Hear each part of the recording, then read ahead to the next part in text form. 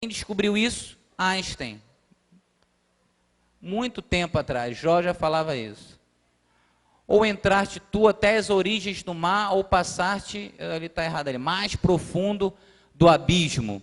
Fala das origens do mar, fala onde os rios se encontram. Lá em Eclesiastes também é o chamado ciclo hidrográfico, que os rios desaguam nos mares, e os mares, depois o sol evapora, e sobe aquele vapor de água, e vira nuvem, as precipitações, depois chove de novo e enche, e vai esse ciclo. O homem descobriu isso aí nos últimos séculos, e a Bíblia já falava disso um tempão.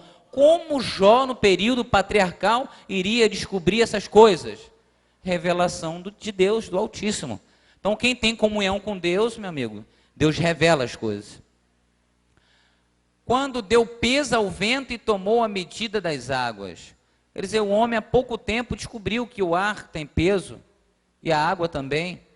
Ou seja, então Jó já falava isso há anos atrás. Então fala para esse irmão que está ao seu lado, fala, meu querido irmão, fala, a Bíblia não é um livro científico, mas naquilo que ela fala de ciência, ela fala certo.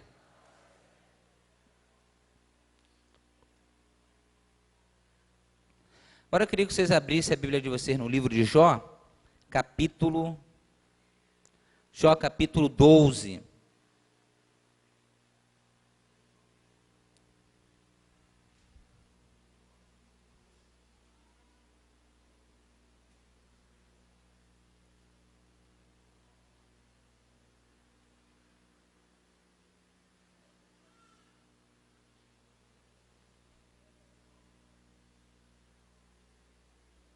Jó capítulo 12, ele está respondendo a um dos seus amigos da onça, que é o tal do Zofá. E Jó responde com uma ironia, ele diz assim, então Jó respondeu e disse, versículo 1, versículo 2, só vocês.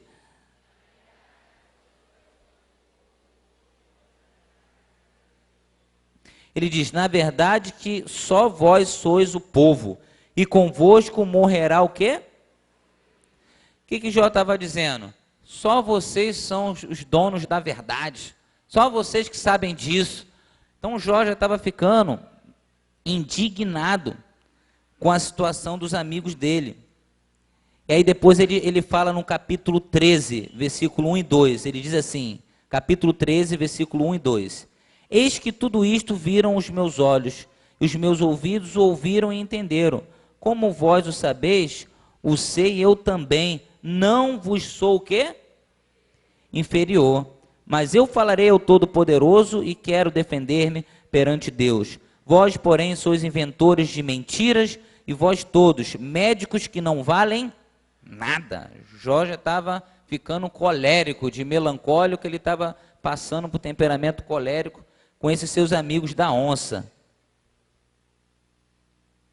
Olha a situação de Jó, física dele, capítulo 19, versículo 17. Não vai ler isso aí para quem tem problema de estômago não, hein? Capítulo 19, versículo 17, diz assim, o meu bafo se fez estranho à minha mulher, e a minha súplica aos filhos do meu corpo. Versículo 20, os meus ossos se apegaram à minha pele, e a minha carne, e escapei só com a pele dos meus dentes. Olha a situação do homem. Mas aí, no versículo 25, ele fala algo que tem um elemento profético. Ele fala, porque eu sei que o meu Redentor vive, e que por fim se levantará sobre a terra. Então Jó acreditava na sua redenção, na sua remissão. A palavra redentor aí, no hebraico é goel, que significa o parente mais próximo, ou restaurador. Então ele acreditava que ele seria restaurado. Então a gente pode ver nesse versículo uma alusão a Cristo, que é também o nosso Redentor. Agora passa para o versículo, do capítulo 27 ao capítulo 31, Jó faz uma espécie de solilóquio, que é um debate, um recurso literário, que que é um debate na mente do autor.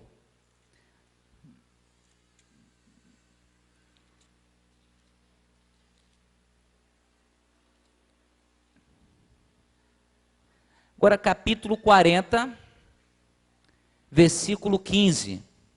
Bom, alguns apontam aí esse animal que aparece aqui como fosse um dinossauro, tá? Capítulo 40, versículo 15.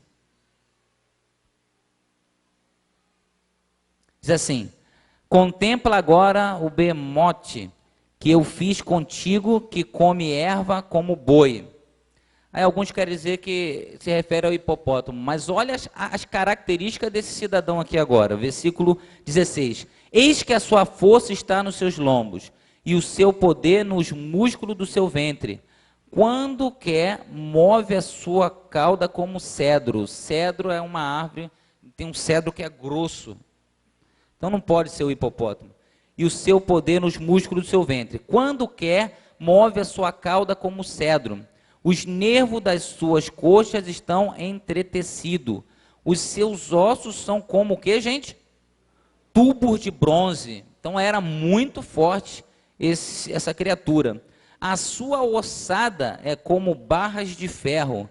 Ele é obra-prima dos caminhos de Deus, o que o fez e o provou da sua espada. Então, alguns colocam ele como um dos dinossauros. Os dinossauros viveram com os homens. Tá bom? Capítulo 42, que é um encerramento em prosa. Que Jó, então, depois das 71 perguntas que Deus fez a ele, que você pode depois analisar dos versículos que compreende o 37, 38 em diante, diz assim, 42, 1. Então respondeu Jó ao Senhor e disse, versículo 2, bem sei eu que tudo o quê? Nenhum dos teus pensamentos pode ser impedido. Olha que coisa linda. Quem é aquele, dizes tu, que sem conhecimento encobre o conselho? Por isso falei do que não entendia, coisa que para mim era maravilhosíssimas e que eu não compreendia. Escuta-me, pois eu falarei, eu te perguntarei, tu ensina-me.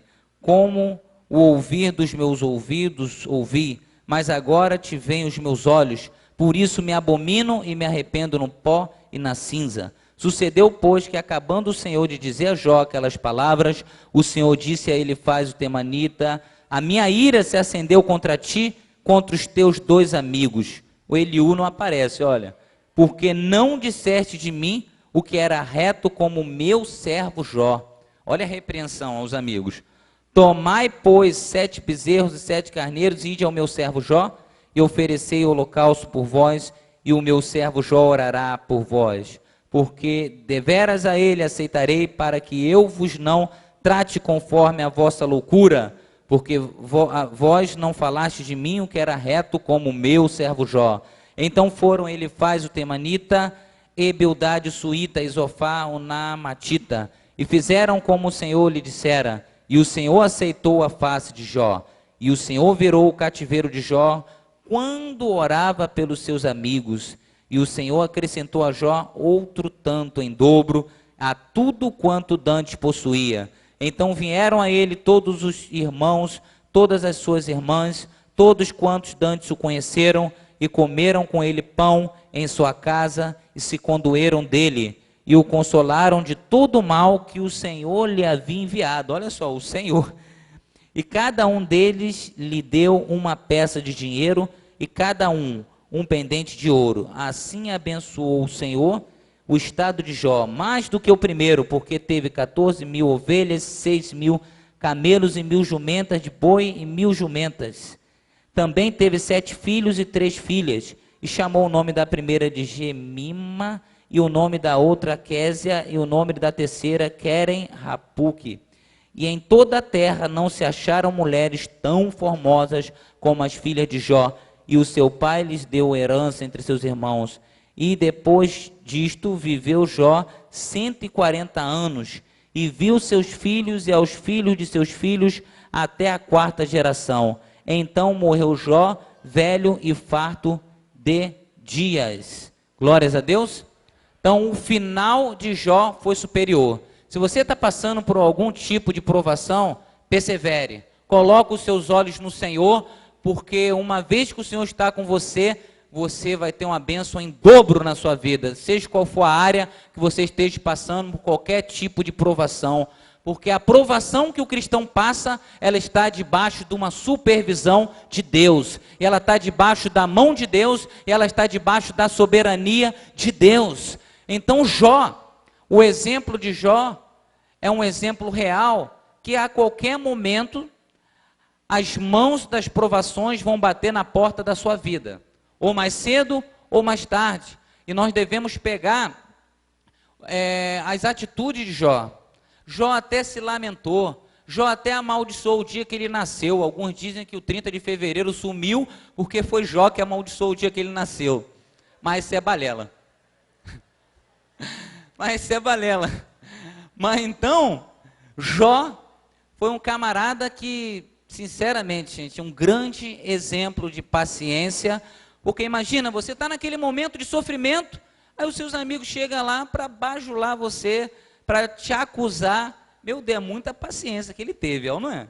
E depois você percebeu que a paciência dele ali foi chegando um limite, que ele começou até a usar a ironia, né? Tá bom, eu sou inferior a vocês. Tá bom, o que eu sou pior que vocês? Fala aí. E daqueles amigos terríveis. E Jó foi humilde, porque apesar de Jó não ter cometido nenhum ato pecaminoso, mas dentro do coração dele existia um certo orgulho espiritual, que ele se abateu ali, se humilhou, e Deus então o exaltou, porque Deus exalta aqueles que se humilham. Então vire para esse irmão que está ao seu lado, fala: meu querido irmão, o livro de Jó é um livro de consolação. Fala: todo sofrimento está no controle de Deus. Então, de repente, você está passando por um momento de dificuldade na sua família, na sua saúde, no seu casamento, tudo junto, porque Jó passou tudo junto. Foi na área empresarial dele, a empresa dele, foi por água abaixo, os empregados, foi por água abaixo, a sua família, os filhos, foram. A sua esposa mostrou a face, louca, e os amigos, entre aspas, amigo da onça. Então, a esperança dele estava somente no Senhor e no Redentor. Glória a Deus. Então você percebe, o livro de Jó é uma riqueza. Fala de fatos científicos, fala de fatos teológicos. A gente não dá para aprofundar toda a riqueza teológica do livro, em detrimento do nosso tempo. E também fala de uma riqueza poética. Não deu tempo da gente ler tudo ali, mas se você for ver, tem uma linguagem poética, porque a poesia hebraica, ela não é igual à nossa poesia. A nossa poesia, a gente tem que ter rima. Uma poesia que não tem rima, tu já acha que não está legal. Uma música que não tem rima, tu já acha que não está legal, né? Tem que ter uma rima, nem que seja Léo com Creu, mas tem que ter uma rima. Internet com Omelete, aí você quer botar uma rima. Só que na poesia hebraica, eles não valorizam a rima, eles valorizam as ideias. Tem um paralelismo de ideias. Ideias que se somam, ideias que são antagônicas, né? E então existe isso. Então, por isso que na poesia hebraica, os jovens hebreus, eles são ensinados a pensar, porque você tem que pensar no sentido da poesia. Aqui as pessoas escutam as músicas ou as poesias e nem tinham no sentido. Eles não, eles têm que ver, analisar qual o sentido, qual a semântica que está passando aquele termo. Por isso que nas traduções isso foi uma bênção. Por quê? Na tradução da Bíblia, o sentido vem, porque as palavras são diferentes. Você vai utilizar uma palavra em um idioma, esse idioma quando faz a tradução para o português, é outra palavra totalmente diferente, que não vai passar o que o autor daquele idioma original queria. Mas já a poesia hebraica não. Pode mudar a palavra, mas o sentido continua preservado. Por isso, a poesia hebraica, eu considero ela muito rica nesse sentido, que leva a gente a pensar. Então, Se você for analisar então o livro de Provérbios, o livro de Salmos, então, isso aí vai ficar mais claro, né? Porque no livro de Jó a gente fica muito preso ali àquela trama que se desenvolve. E o livro de Jó também é uma grande peça teatral que pode ser distribuída em vários atos, entendeu? Perfeitamente. Então, Moisés, com a mente assim, brilhante, ele escreveu uma obra literária impecável. Glória a Deus. Então, vamos ficar em pé em nome de Jesus. Agora eu creio que já deu o momento. Graças a Deus, vamos ficar de pé, né? Vai ter um intervalo agora, né, pastor?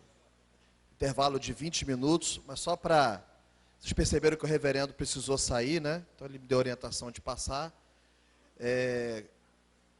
Ele saiu com o Hildo, com o missionário Reinaldo. Ele foi agora na casa do pastor Sebastião, porque a nossa irmã Edma está agora com o Senhor. Amém? Então, a gente se alegra, mas fica a saudade, quem conheceu a irmã Edma, né? A gente ora pela família. E agora você pode ir lá, ter os seus 20 minutos de intervalo, ir no banheiro, ir na cantina, e depois a gente volta aqui para outra parte desse tema, tá? Em nome de Jesus. 20 minutos.